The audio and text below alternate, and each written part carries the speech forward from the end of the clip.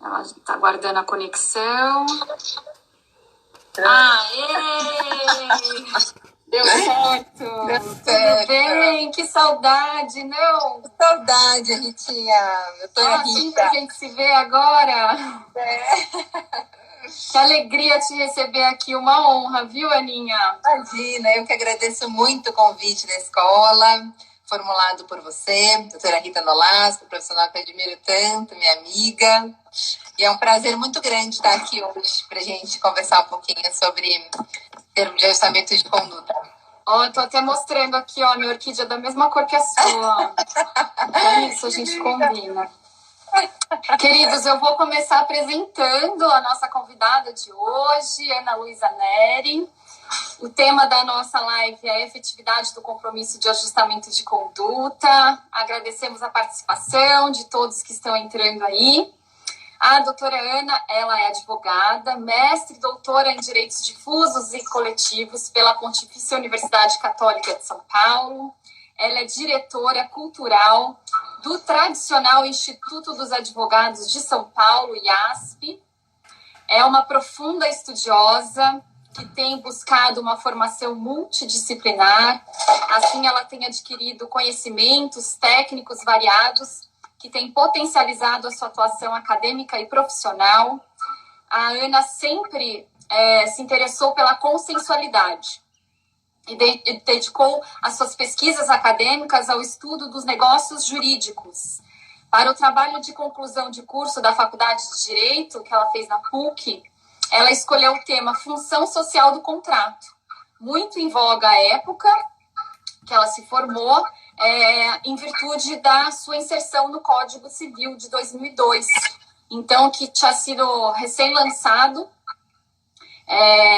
o Código Civil e estava muito em voga esse tema da função social do contrato. Depois, no mestrado, a Ana estudou o termo de ajustamento de conduta, que é o tema da nossa live de hoje, e ela deu um enfoque muito interessante, atribuindo ao Instituto uma perspectiva híbrida, não apenas de direito público, mas também de direito privado, com a natureza de negócio jurídico.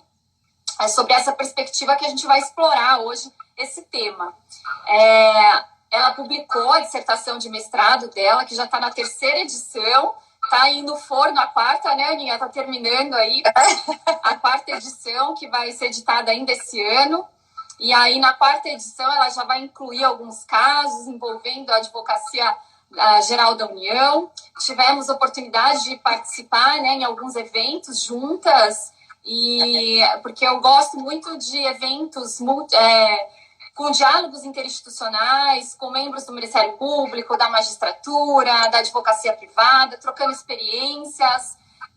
Eu creio que isso leva a uma reflexão, um debate muito mais rico, e nós já tivemos a oportunidade de contar com a doutora Ana na contribuição de alguns eventos em que ela interagiu com colegas da Advocacia Geral da União, advogados da União que atuam em São Paulo, na 3ª região, e já houve essa troca de experiências, inclusive troca de e-mails e material para essa nova edição aí do livro dela. E no doutorado, a Ana se debruçou sobre um tema muito interessante, que é a arbitragem coletiva. Um instituto até então novo no nosso sistema, é um instituto que propõe a reunião de sistemas, né? O sistema arbitral, que se inicia por um negócio jurídico, porque as partes têm que chegar num acordo de não buscar a via jurisdicional do judiciário, mas buscar uma outra via adequada para a resolução dos seus conflitos. Então, a arbitragem começa, né, com o negócio jurídico, e também o sistema do processo coletivo. Então, a Ana reúne um livro também super interessante que ela publicou pela editora Revista dos Tribunais, que também já está preparando a 2ª edição, atualizada, incorporando aí reflexões sobre recente revolução que envolveu esse assunto, o direito societário, que também sairá esse ano. É isso, Aninha? Já vai ter 2 livros novos esse ano, aí, novas edições? Pois é, né? Na pandemia a gente se debruça nos estudos acadêmicos, né? Para poder aproveitar esse tempo maior, né, que a gente tem para estudar também. para colocar, né, as atualizações, porque a gente nunca tem tempo, né? Exatamente. E esse tema arbitragem coletiva, a Ana tem sido citada, inclusive, em artigos jurídicos publicados no Conjur, no Jota, porque é um tema que está em voga novamente, inclusive envolvendo a Advocacia Geral da União, recentes julgados do STJ a respeito da matéria. É um tema para uma outra live, né, Aninha? Ela já falou sobre esse tema no congresso que a gente realizou, também em parceria a Escola da AGU, CNJ, a Escola de Magistrados, sobre a arbitragem coletiva, mas ela vai ter oportunidade de falar sobre esse tema também. Mas hoje nós vamos falar dessa... Eu queria comentar antes, né, de começar a nossa live, que nesse caminho acadêmico, a Ana foi estudar mediação e psicanálise, buscando aí novas técnicas e novas ferramentas para aprimorar as formas de solução consensual dos conflitos. Que eu estava comentando que eu acho muito interessante essa formação interdisciplinar da Ana. Ela é mediadora, formada pela Escola de Direito da Fundação Getúlio Vargas, de São Paulo, com curso de mediação de conflitos do programa Negociação da Harvard Law School também. Ela esteve lá fazendo esse curso bem prático. E também ela está no último ano de formação em psicanálise, pelo Centro de Estudos Psicanalíticos de São Paulo. Então, ela está aí cada vez mais se apropriando de ferramentas que são extremamente úteis, né, para aprimorar a nossa atuação nessas negociações, né, Ana? É uma experiência muito interessante que você está adquirindo. E a Ana é, assim, uma pessoa amável, super inteligente, super competente, sempre alto astral, sempre com esse sorriso lindo. Então, é uma alegria a gente estar aqui juntas, conversando sobre um tema que você já estudou com tanta profundidade. Então, eu queria que você começasse, Aninha, falando um pouquinho sobre o TAC. O que é o Termo de Ajustamento de Conduta? Então, querida Rita e demais colegas, todos, vários amigos que eu estou vendo aqui que entraram na nossa live, queria agradecer muito a presença de vocês e dizer que é uma honra mesmo, um prazer estar aqui, Rita, conversando um pouquinho com vocês. Queria agradecer a Escola da Advocacia Geral da União e essa oportunidade.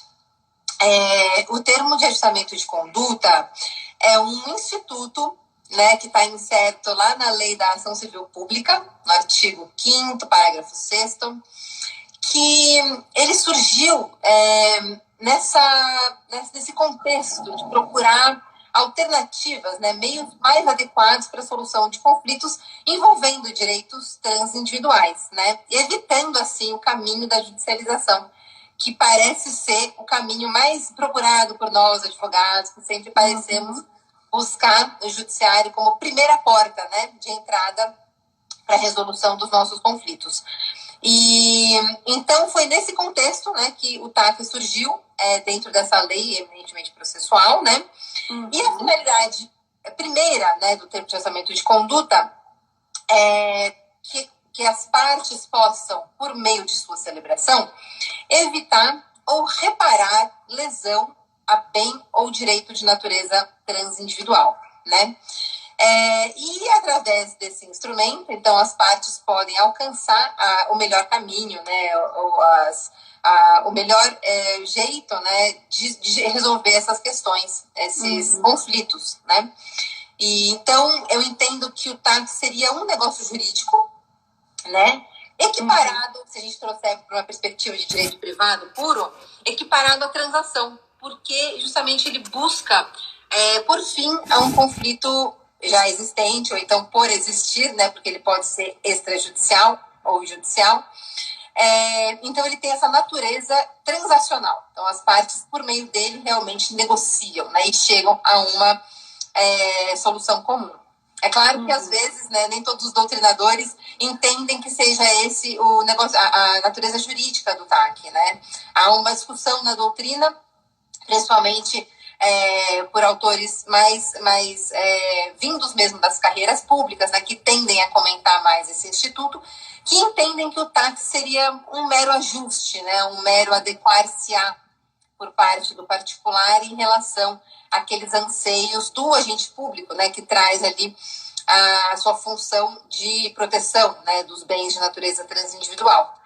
Mas me parece que realmente não é um mero ajuste, não é um mero assinar, né, uma adesão meramente, né? Existe sim um aspecto negocial, transacional dentro do TAC, ou pelo menos assim devia ser, né? Então, você faz essa distinção, inclusive, no seu livro, né, Aninha? Que não se pode confundir o TAC com o negócio jurídico, não é isso? Que você tem um capítulo que você aborda essa questão, né? Na verdade, o negócio jurídico processual, ele é um pouquinho diferente do TAC, né? O TAC a gente pode considerar, né, como sendo um negócio jurídico per se, porque ele permite que as partes tenham essa liberdade para negociar, muito embora a gente esteja falando aí de direitos supostamente indisponíveis, né? Também uma categoria antiga, né, de definição dos direitos, né, como se eles pudessem ser divididos, assim, né? Para cá pode transacionar, os direitos individuais não poderiam. Me parece que a gente já superou um pouco essa dicotomia que me parece mais antiga, né? Mas o negócio jurídico processual, né, esse, né, que foi regulamentado agora, né, para os negócios atípicos pelo CPC de 2015, né, artigo 190 e seguintes, ele traz uma espécie de instrumento que vai racionalizar o processo, né? Um pouquinho diferente do termo de orçamento de conduta, cuja finalidade primordial é realmente resolver o conflito, né? Entra no mérito mesmo da questão. E o negócio jurídico processual, ele tem essa finalidade de fazer com que as partes possam discutir as regras do jogo, né? Então, na verdade, não entram tanto no mérito das questões, né? Expostas na lide, né? Pode até ser anterior ao próprio conflito judicializado, né? Pode ser um negócio jurídico que anteceda, né, a ação judicial. Então, aí tem essa semelhança com o TAC, porque o TAC pode ser extrajudicial, mas a finalidade deles é diferente, né? Mas a gente pode pensar, inclusive, no negócio jurídico processual inserido dentro do TAC, porque o TAC pode conter obrigações de direito material, né, que vão então versar sobre as questões que as partes têm realmente conflito, mas também pode prever obrigações procedimentais. Então, aí a gente pode entender, eventualmente, um negócio jurídico dentro, né, um negócio jurídico processual dentro de um TAC. De repente, prevendo como seria racionalizado um eventual processo judicial posterior, né, numa eventual fase de execução do TAC, por exemplo, né? Tudo pode ser negociado, né, dentro do TAC. Realmente uma solução negociada, né?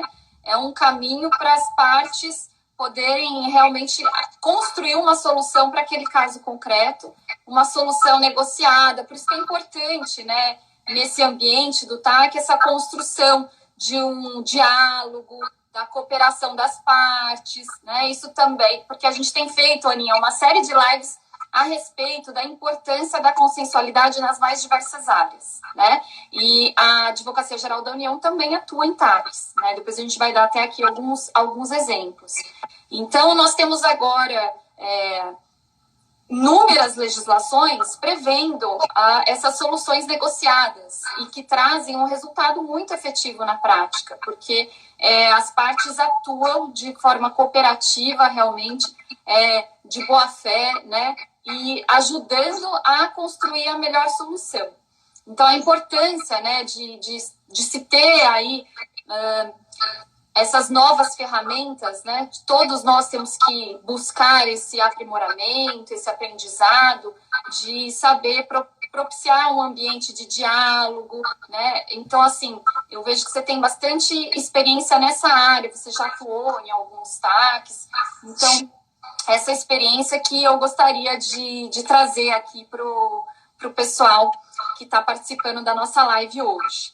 E quem que pode celebrar o termo de ajustamento de conduta, então, já que eu até já falei da AGU, né? E que tipo de direito que pode ser transacionado por meio do TAC? Tá. Eu só queria comentar um pouquinho isso que você falou, Rita, sobre essa importância desse diálogo, né, e dessa cooperação das partes. Eu acho que a gente teve uma evolução muito grande, né, com o advento do novo código, que não é mais novo, tão novo assim, por conta justamente dessa formalização, vamos dizer assim, desses princípios que já existiam, né, no nosso sistema de direito público e privado, né, que são a boa-fé processual, a cooperação das partes, né? Agora parece que está muito mais claro para nós, né, enquanto agentes dentro de um processo, né, o que a gente deveria realmente buscar quando a gente tem uma interface. Tem umas perguntas aqui, né? Depois a gente pensa como falar. Tem uns comentários. Comentários, a Francisca, ela está falando que a partir de 2015, o magistrado passou a ser o sujeito do processo que tem uma importância com a materialização do Estado. Ela comentou aqui. Tá. Então, mas voltando um pouquinho, né? Falando sobre essa importância da cooperação. Então, aqueles princípios, né, que a gente sempre entendeu aplicáveis, né, a esse instrumento especialmente, né? Os princípios da impessoalidade, né, da legalidade, são os princípios do 37 da Constituição, né? Não dá para a gente negociar um TAC assim, com essa beligerância, né? essa litigância na hora de celebrar um ajuste, porque o propósito de todo mundo que vai celebrar um TAC é justamente encontrar uma solução comum, né? E isso só é alcançado por meio de um diálogo verdadeiro, né? Em que as partes possam se colocar no mesmo patamar de igualdade, possam conversar, possam ter liberdade para sugerir, e não simplesmente perceber que há um degrau, que há uma distância, né, em termos de possibilidade de sugestão, de cláusulas, de negociação, né? Se há essa diferença, é muito difícil que as partes consigam realmente negociar cláusulas que sejam boas e execuíveis para ambas as partes, né? Às vezes a gente pode ter experiências de ter celebrado TACs que sejam muitas vezes o produto de um diálogo unilateral, não dá nem para dizer que é um diálogo, né? De uma produção que venha mais do órgão público, né? Mais da entidade pública do que do particular, né? Isso realmente é bem prejudicial por aquilo que está sendo negociado. Então, isso que você está falando sobre a cooperação das partes, essa boa-fé, né? Que tem que inspirar o comportamento mesmo das partes na hora de negociar. Mas quem pode, então, participar de um termo de ajustamento de conduta? Me parece que todas as entidades que estão elencadas no artigo 5º da Lei da Ação Civil Pública, né, que são aqueles colegitimados para a propositura da ação civil pública, né, eles estão elencados lá no artigo 5º, União, estados, municípios, entidades da administração pública direta, né, indireta também, como órgão público podem figurar essas personalidades, né? E também, por que não, entidades privadas, como associações, né? E órgãos de defesa, por exemplo, do meio ambiente, do consumidor, podem figurar. A gente, muito embora o parágrafo 6º do artigo 5º da Lei da Ação Civil Pública fale em órgãos públicos que podem tomar o TAC, a gente pode ter uma interpretação um pouco mais ampliativa, como a doutrina já vem fazendo, né, já há algum tempo, para dar maior efetividade à ação civil pública. Então, não restringir as entidades, apenas as entidades públicas, mas entender também que é possível a celebração de um TAC por meio, por exemplo, de uma entidade privada, uma associação, né? Então, do lado público, vamos dizer assim, né, do agente tomador do ajuste, figurariam essas entidades, né, que nós acabamos de falar, e do outro lado, do interessado que vai tomar o TAC, a gente pode pensar nos entes privados e, por que não, nos públicos também, né? Então, empresas, mas os entes públicos também poluem, né? Também podem cometer violações a direitos transindividuais, então eles também podem figurar como partes no TAC. Inclusive por omissão, né? Então, Tem vários casos complexos que acabam envolvendo o ente público, e o TAC traria uma solução construída de forma a ter propiciar um diálogo amplo, importantíssimo, né, nesses casos muito complicados. Então, o TAC tem realmente um potencial muito grande. A gente falou, né, quem pode celebrar o TAC e quando que pode ser celebrado o TAC. Eu acho importante a gente falar sobre isso também. Se a matéria estiver sub júdice, qual deve ser a abrangência dele? Porque às vezes a matéria já está sub júdice e aí que vem a oportunidade de realização do TAC. Então, eu queria falar sobre isso também. Então, a gente pode celebrar o TAC preventivamente. Então, antes de qualquer investigação, né, antes de inquérito civil, pode também ser no bojo de um inquérito civil, ou seja, TACs extrajudiciais, né? É possível a investigação de TAC dentro do processo, dentro da ação civil pública, né? E outras ações. Mas a gente não tem necessariamente uma obrigatoriedade, quando o TAC, por exemplo, é celebrado dentro de uma ação judicial, não há uma obrigatoriedade de que toda a matéria discutida na ação civil pública tenha que ser contemplada no TAC. Existe, às vezes, um entendimento por meio do órgão público, que é o ajuste, que é o tomador do ajuste, de que haveria essa necessidade, né? Então, tem 5 pedidos, né, na ação civil pública. Aí a parte se interessa, né, tem disponibilidade para discutir 2 temas, né? Dos 5 pedidos, né, ela tem disponibilidade de discutir 2 no TAC. E aí o órgão público se nega à celebração do TAC, argumentando, né, que isso é possível fazer um TAC com relação à totalidade das matérias discutidas, o que não é verdade. Você pode fazer um TAC que seja parcial em relação àquilo que está sendo discutido na ação e continuar a ação, continuar a investigação, né, que está no inquérito civil, para discutir posteriormente, vamos dizer que a parte não queira, não possa celebrar o ajuste em sua inteireza, né? Então, realmente há uma liberdade aí, me parece, né, para as partes poderem alcançar a solução. Se a gente pensar que uma das questões discutidas na ação já possa ser resolvida por um ajuste, a gente já está saindo aí no lucro, né? É menos uma questão para ser decidida por um terceiro, né, que seria o juiz, né? É verdade. Eu queria agradecer a participação de muitos colegas que estão aqui nos assistindo, Paulo Mendes de Oliveira, o Rino, Caterina, o Richard, a Rosa Rodrigues, o Francisco Américo Brito, que está colocando vários comentários aqui, o Vitor, Ana Pérez, o Ilan, o Marco Peixoto, que é diretor da Escola da AGU na 5ª Região. E, Aninha, de tudo, o Henrique Ávila também está aqui, várias pessoas aqui participando da nossa live. Eu assisti outro dia uma live que a Cristiane Rodrigues, que é diretora da Escola da AGU da 2ª Região, ela fez a respeito do termo de ajustamento de conduta em outra área, no mercado de valores. E eu achei muito interessante que ela falou que o negócio que é realizado no âmbito da negociação que é realizada no âmbito do TAC, ela não deve importar necessariamente na confissão da matéria do fato ilícito que está sendo discutido ali, né?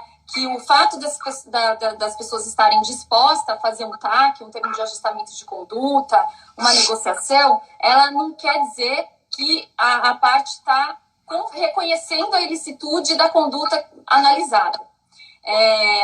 São conflitos, né, transindividuais que podem relevar, que podem, através do TAC, ser do interesse público, inclusive, que haja, né, um ajustamento de conduta, que haja essa negociação. E isso é interessante de a gente colocar, né, mesmo quando envolve administração pública e tudo, que a negociação, as pessoas não precisam entrar na negociação com essa preocupação, né? Será que se eu negociar, então eu vou estar confessando que realmente eu sou responsável por aquela ilicitude. Então, achei muito bacana que ela falou que no âmbito do mercado de valores não existe esse preconceito, que eles já partem do princípio que a pessoa está de boa fé mesmo, está negociando para resolver, para ter uma solução mais adequada ali naquele caso, que não necessariamente a parte vai estar reconhecendo a ilicitude da conduta. E eu vejo que você tem essa visão também, que essa visão é importante, que todos que estão participando ali do TAC tenham essa visão, né, a respeito. Sem dúvida. Eu acho que essa premissa, né, de que a parte pode entrar dentro de uma negociação com o órgão público e pode fazer surgir no entendimento do órgão público essa autoria, né, vamos dizer assim, a respeito da lesão ou da ameaça de lesão a essa categoria de direitos, muitas vezes ameaça a própria celebração do negócio, né? Mas a gente precisa ter aí realmente um ambiente, né, que seja construído pelas partes um pouco imune a essa percepção, né? Porque acho que tem um pouco da responsabilidade do agente público também de trazer essa tranquilidade, porque embora a gente escreva isso, né, nos textos jurídicos e tal, é muito importante que as partes realmente que estejam negociando possam trazer esse ambiente de tranquilidade, principalmente em relação a isso, né? A gente que advoga para entes privados vê de perto bem essa situação, né? Então, muitos clientes nossos têm muito receio de celebrar ataques, porque eles nem sempre oferecem a segurança jurídica que as partes gostariam de contar, né, com ela, né? No sentido de que a administração pública expôs o entendimento, que seja o entendimento uníssono, vamos dizer assim, e que possa proteger a parte que assina um TAC de outras questões que possam surgir a respeito de entendimentos diversos de outros colegitimados.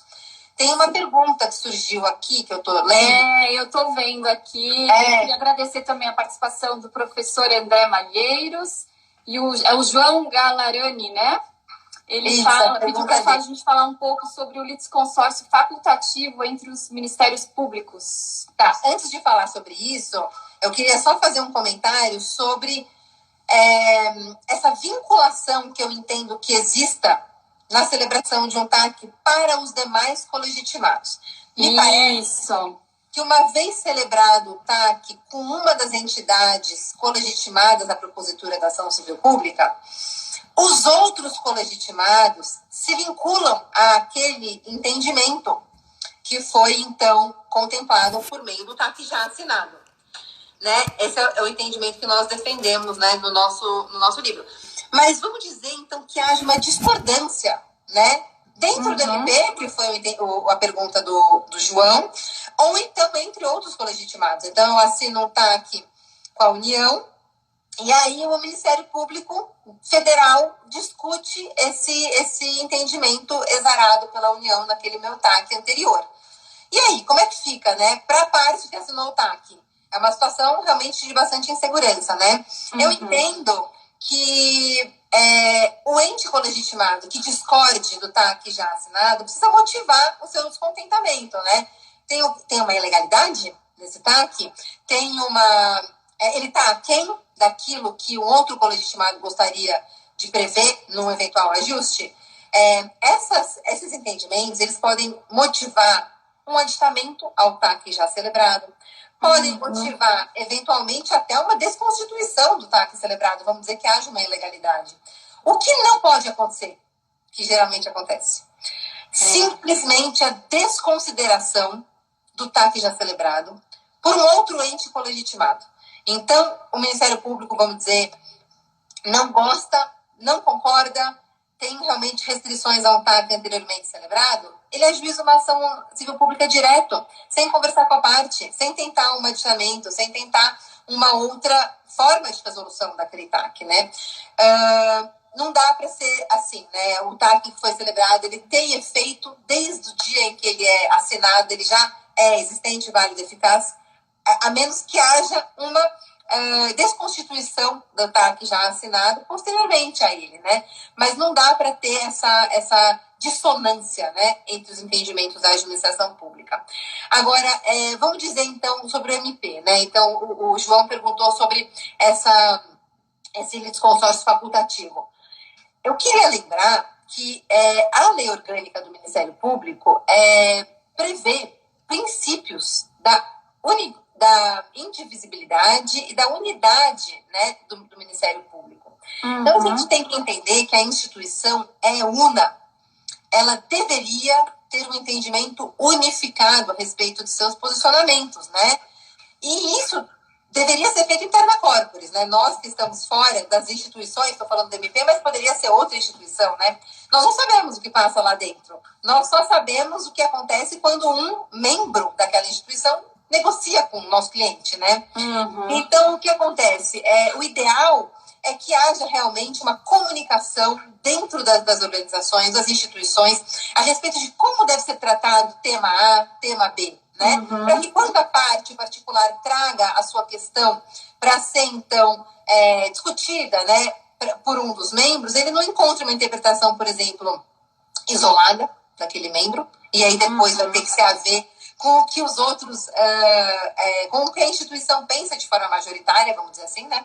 Isso não deve ser depositado na conta do particular, é isso que eu quero dizer. O ideal é que a instituição realmente converse, tenha aí seus encontros. Estabeleça suas regras, né? Exatamente. E que possa, então, trazer um posicionamento mais uníssono para que a parte possa se sentir mais confortável e ter segurança jurídica depois do TAC celebrado. Para que ele não possa ser desconstituído, discutido posteriormente, né? A AGU faz isso por meio de portarias, tá, Aninha? Inclusive, as portarias são constantemente aprimoradas e alteradas. Só para você ter uma ideia, no dia 24 de janeiro de 2020, foi alterada uma portaria da AGU com relação à solicitação de TACs que tenham entidades federais como parte. Então, essa portaria estabelece os procedimentos para solicitação de autorização para a celebração de termos de ajustamento de conduta judicial ou extrajudicial, em que as autarquias e fundações públicas federais figuram como partes. Então, todo esse procedimento, inclusive de quem que a pessoa, né, com competência autorizada, né, para realizar o TAC junto às procuradorias federais e às autarquias e fundações públicas, é tudo regulamentado por meio de portaria também no âmbito da AGU. Interessante. E essas portarias estão todas publicadas lá no site da AGU. Uhum. Me permita, Rita, fazer um comentário aqui a respeito desse assunto, né, que é a regulamentação interna, né, dos procedimentos institucionais, né? Uhum. Falando da AGU, há também, né, outras instituições que também têm essa forma de comunicação, né, vamos dizer assim. Isso pode ser muito bom e pode também ter um outro lado, que é deixar o agente público um pouco amarrado para eventuais negociações, né? Então, eu queria aqui citar algumas portarias da Procuradoria-Geral da Fazenda Nacional, por exemplo, que tem um pouco esse efeito na minha maneira de ver. Então, por exemplo, né, a portaria 742, acho que elas são de 2018.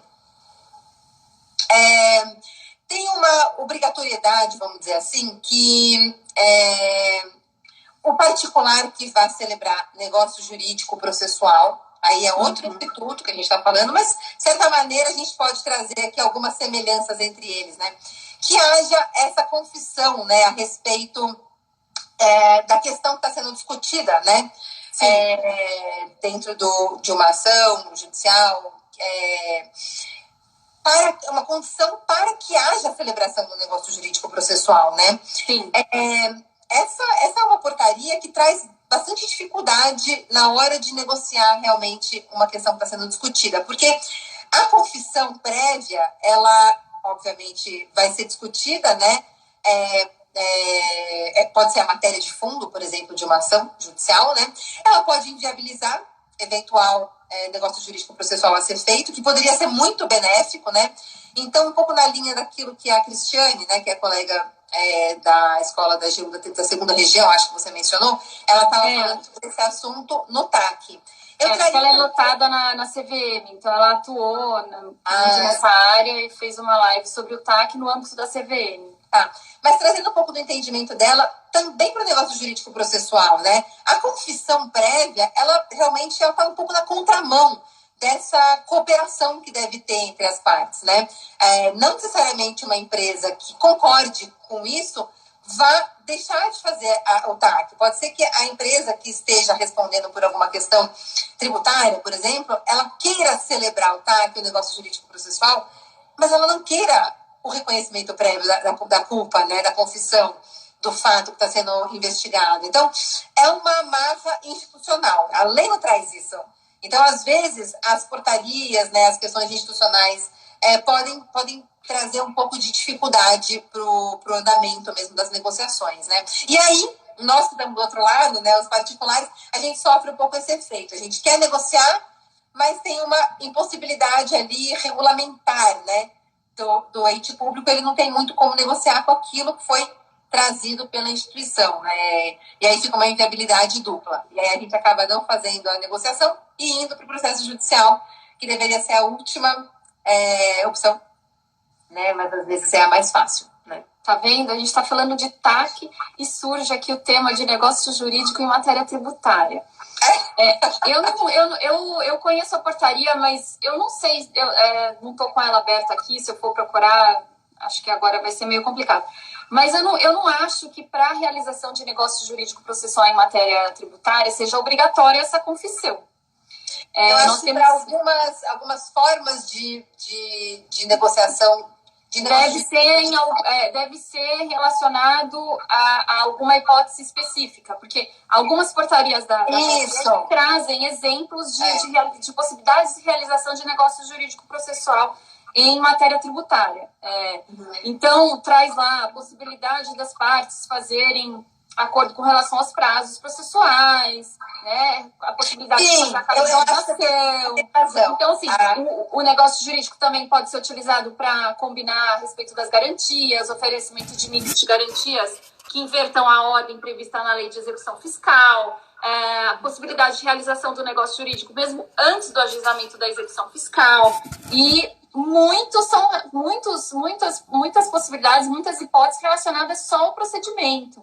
Inclusive, o Paulo Mendes, que está aqui nos acompanhando, ele é um profundo estudioso também do tema e tem realizado o negócio jurídico processual, inclusive quando o processo já está lá perante os tribunais superiores. Então, assim, hoje nós temos uma abertura muito grande para uma flexibilização realmente muito grande para adequar o procedimento de cobrança de forma que haja, né,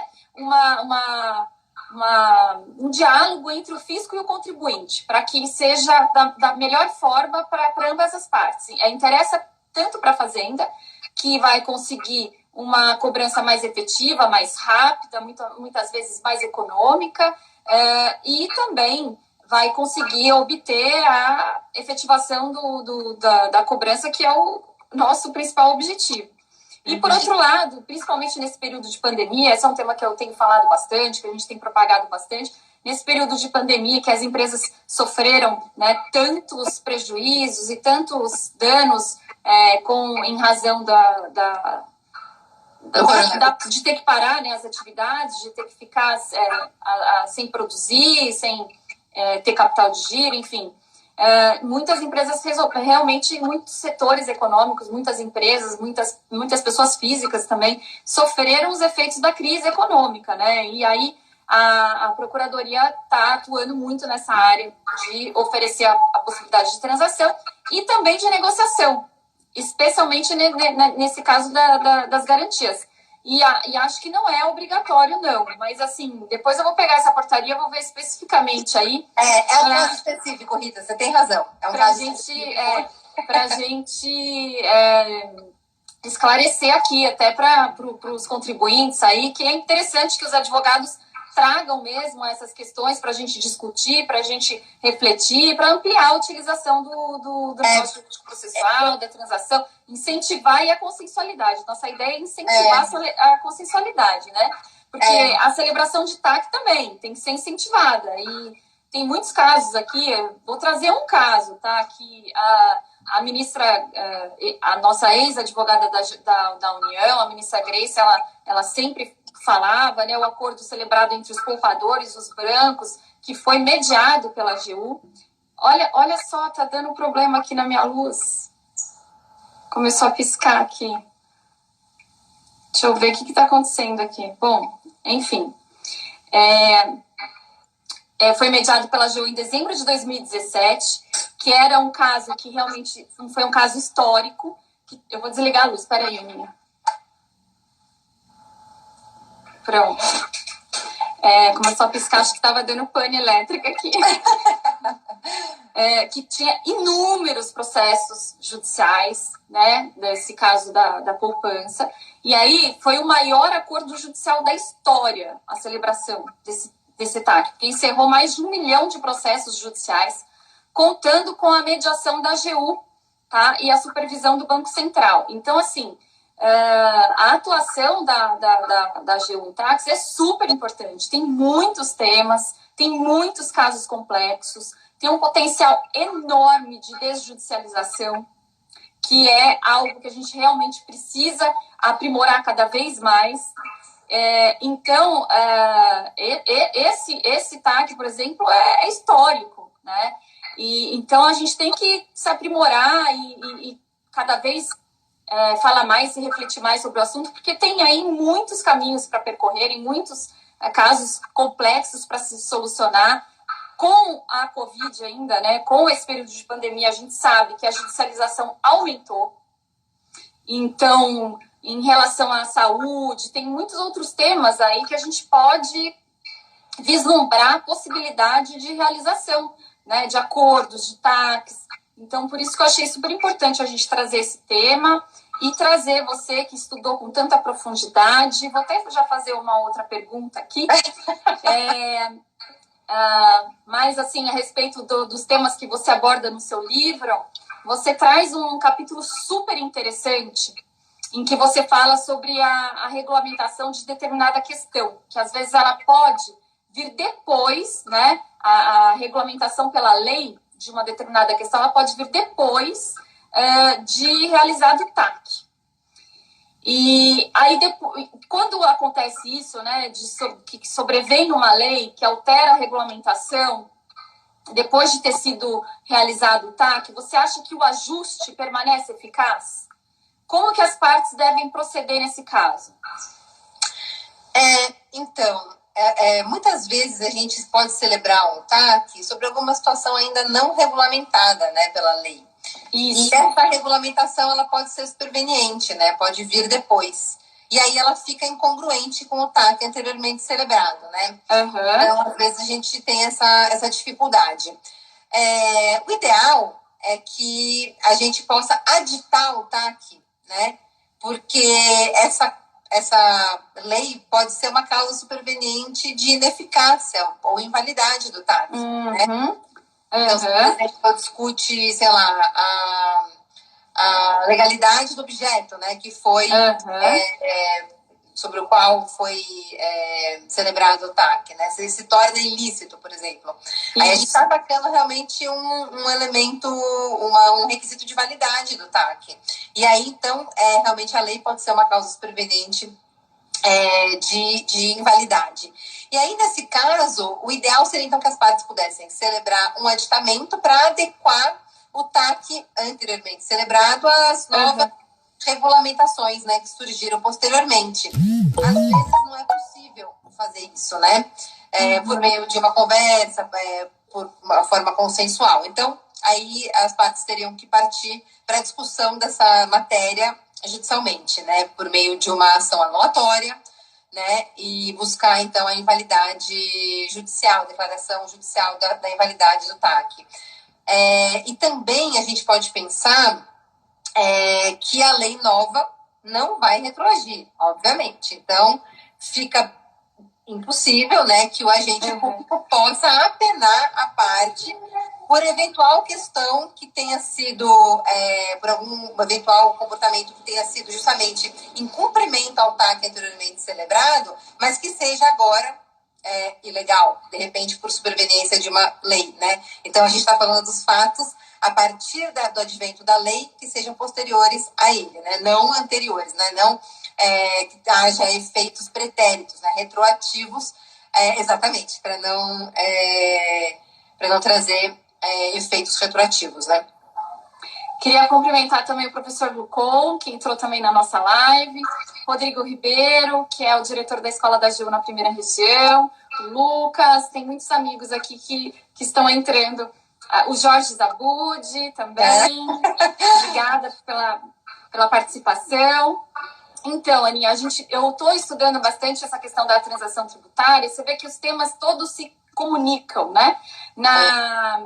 Na portaria da transação tributária da PGFN tem essa previsão, que as partes podem transacionar sobre a respeito de determinado tributo que está sendo cobrado, enfim, pode estar já no âmbito da execução fiscal, e depois sobrevém uma lei, por exemplo, declarando aquele tributo inconstitucional, vamos dizer assim.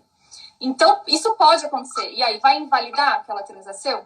Então, existe já um dispositivo na portaria prevendo que em muitos casos, sim.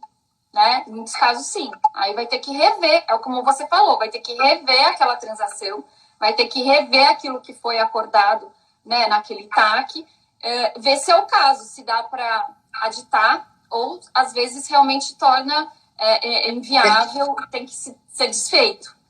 Então, o Vitor está falando justamente isso. Pode ser que retire a eficácia, né? Mas o mais importante é que as partes possam realmente ter essa oportunidade de renegociar, né? Porque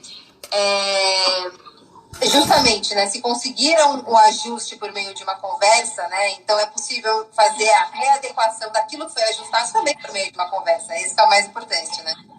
E uma outra questão, né, quando a gente estava falando de ambiente de negociação,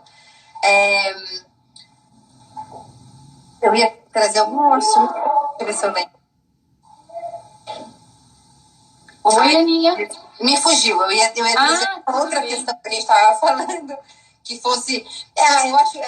eu acho que tem isso, né? Essa mudança de pensamento, uma mudança de cultura, né? Nas nossas formações primárias, né? A gente se sente muito à vontade para litigar, para realmente discutir, né, a questão polarizadamente, né? Então, veio esse contexto novo, né, processual com o nosso CPC para trazer outras formas de pensamento, para a gente pensar no judiciário como apenas uma das formas de resolução de conflitos, né? E dando muita força, muito prestígio para as outras formas de solução de conflitos. Então, eu acho que nós, advogados, né, privados, devemos ter também essa preocupação de tentar pensar um pouco além do processo judicial, né? De mudar um pouco a nossa cultura de litígio, né? Eu acho que celebrar negócio jurídico processual, TAC, tem que ser pensado também no interesse público, né? Aquilo que é mais conveniente, que traga mais efeitos benéficos para as partes, né? E para aquilo que se busca, né? Todo mundo quer a reparação do bem transindividual que foi lesado, né? Sim. Aninha, olha, eu tô controlando o tempo aqui, porque tinha tanta coisa pra gente comentar e a live passa super rápido. Eu queria comentar um outro acordo que foi celebrado pela AGU, que também foi um acordo super importante, realizado em defesa do patrimônio histórico de Porto Velho. Esse TAC foi celebrado em fevereiro de 2018. A Procuradoria Federal no estado de Rondônia, a Procuradoria Federal junto ao Instituto do Patrimônio Histórico e Artístico Nacional participou desse acordo judicial, a Procuradoria Federal especializada junto ao Instituto Brasileiro do Meio Ambiente e dos Recursos Naturais Renováveis. Foram celebrados acordos com relação a 5 ações civis públicas para garantir a defesa de patrimônio histórico e cultural localizado em Porto Velho. Essas ações foram ajuizadas pelo Ministério Público Federal e pelo Ministério Público do Estado, em face da União. O Estado de Rondônia, o município de Porto Velho, a Santo Antônio Energia e outros pleiteando a adoção de providências para a preservação e segurança do espaço que se situa esse sítio histórico da estrada de ferro madeira de Maimoré. E após uma intensa atuação da AGU, dessas procuradorias que eu mencionei, foi comprovado que o Instituto de Patrimônio Histórico e o IBAMA estavam sim cumprindo suas atribuições institucionais com relação à preservação desses patrimônios culturais, e foi celebrado o acordo entre as partes, homologado judicialmente, e aí ficou restabelecida, e as partes se comprometeram, né, ficaram responsáveis, cada um dos entes, por medidas de cooperação.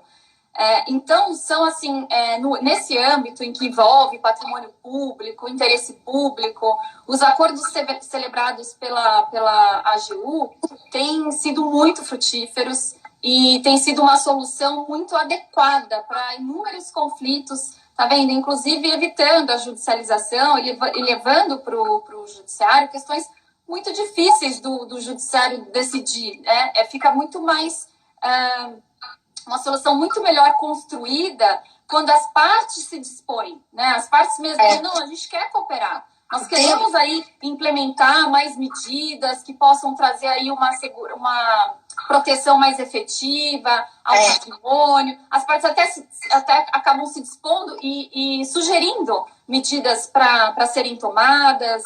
Então, assim, é um instrumento que está assim, cada vez sendo mais utilizado pela Advocacia Geral da União e com resultados muito positivos. Então, assim, conciliação em ações populares, tem muitos casos. Eu estou citando alguns, eu tenho um de janeiro de 2019, que foi celebrado pela AGU no âmbito de uma ação popular, um acordo judicial fruto da conciliação feito entre ações populares que discutiam a exploração do Porto de Santos pela Ecoporto, que supostamente estaria utilizando um terreno de forma irregular e não prevista no contrato, prejudicando moradores do município lá de Santos. Tem colegas de Santos aí participando da live, o Lucas é de lá. E esse acordo, então, possibilitou um investimento de cerca de 25 milhões em melhorias e infraestrutura no terminal. Então, foram feitas obras de drenagem pluvial, numa área lá do porto que frequentemente tinha alagamentos. Em contrapartida, a empresa, após 2 anos e meio de negociação, se responsabilizou lá, representantes lá da Ecoporto, se responsabilizou lá também através do Ministério da Infraestrutura. Então, assim, tem muito sentido tudo que está sendo realizado no âmbito desses TACs. E deixa eu ver quantos minutos falta para terminar a nossa live. Falta 2 minutos. Deixa eu falar uma coisa. Fala aí, Aninha. Assim, sem dúvida, é a melhor forma, né? A forma construída pelas partes, por meio de um TAC, de um negócio jurídico processual. O problema é que dá muito trabalho.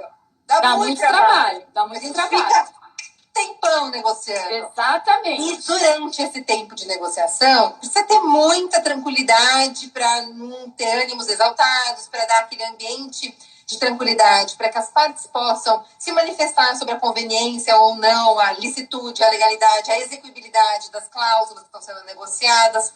Então, eu acho assim, por isso que as partes elas têm que realmente fazer um esforço, né, e ter uma predisposição para alcançar esse lugar comum, né, que seja benéfico para todo mundo. Isso pode realmente ser muito mais longo do que elas imaginaram no começo de uma negociação e requer realmente que haja essa vontade, né, e esse ambiente de diálogo, né? Então, eu acho que esse é o desafio. A gente sair essa cabeça de litígio que a gente tem para sentar numa mesa para negociar, mesmo agente público e particular, havendo esse degrau, que ele possa ser um degrau diminuído, né? Ou inexistente. Exatamente. E essa é a opinião uníssona de quem estuda essas técnicas. Eu fiz uma live também com a Kaline Ferreira, que é diretora das câmaras de conciliação da AGU, e ela falou justamente isso. Muitas vezes a solução negociada, ela demora. É necessário fazer várias reuniões, várias conversas, tem que ter essa paciência, tem que ter essa flexibilidade, essa resiliência, para que seja, porque é uma solução realmente construída, né, pelas partes. Então, realmente é necessário. O João está perguntando do seu livro, vou aproveitar e fazer a propaganda aqui, olha, Teoria Geral do Termo de Ajustamento de Conduta, publicado pela editora Revista dos Tribunais. Está na 3ª edição já, e em breve vai sair a 4ª edição. É isso aí. Ele falou que ele tem a cabeça do MP, que ele tá com a e sabe geralmente como eu tenho uma surpresa para você, Aninha. Infelizmente, a gente, assim, tem muito tema para falar, a gente vai ter outras oportunidades aí de fazer lives a respeito do termo de ajustamento de conduta. Mas eu tenho uma surpresa para você. Sabe como eu vou terminar a live de hoje?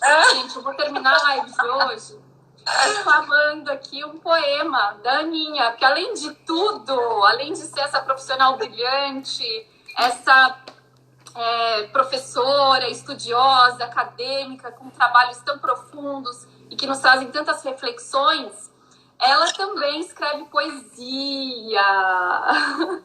E eu sei que nada do que a gente vive tem sentido, né, Aninha, se a gente não toca o coração das pessoas. E a Aninha é essa amiga que sempre toca meu coração, sempre tem uma palavra que conforta, um silêncio que respeita, uma alegria que contagia. Ela descobre o que a gente fala, mesmo quando a gente não diz. Ela tem realmente uma alma e um coração de poeta. Ai, obrigada. E ela reuniu algumas das suas poesias em 2018 num livro chamado Inaudível Caos. E eu vou declamar para vocês o poema que ela escreveu, que está publicado nesse livro, que se chama Vendaval. Fim de tarde, escurece o céu sobre mim. Nuvens embaçam a minha vidraça. Por um instante, meu olhar me lança ao horizonte distante. Uma potente corrente de ar vira o tempo. Sinto o cheiro de chuva, fraude. Ela se anuncia e se esvai. Assobia, traçoeiro, o vento que verga caules no nevoeiro suspenso. As folhas das plantas balançam e caem. O barulho e a beleza das águas me traem. Encaro sua correnteza e nela mergulho. Céu, terra e mar. O sol se esconde acima das nuvens, que de tão baixas beijam as mansas ondas do mar. Mal se vê de longe o recorte da terra em ferrugem, que a água salgada contorna e represa. Mas se vê claramente o rastro na areia da praia deserta, a pressa do seu passo com hora certa, a altivez do seu olhar concentrado, de quem exaure o corpo, desafiando a mente. Então vejam que linda, que alma sensível, que pessoa incrível que a Aninha é. É assim que eu termino a live de hoje, agradecendo imensamente a sua participação, dizendo que foi uma grande honra contar com a sua presença aqui na Escola da AGU. Ai, gente, eu que agradeço, Rita. Obrigada mesmo por todas as suas palavras tão carinhosas e, assim, de incentivo mesmo. Agradeço muito o convite e a oportunidade de estar com vocês. Obrigada, Aninha, obrigada. Que a gente possa se encontrar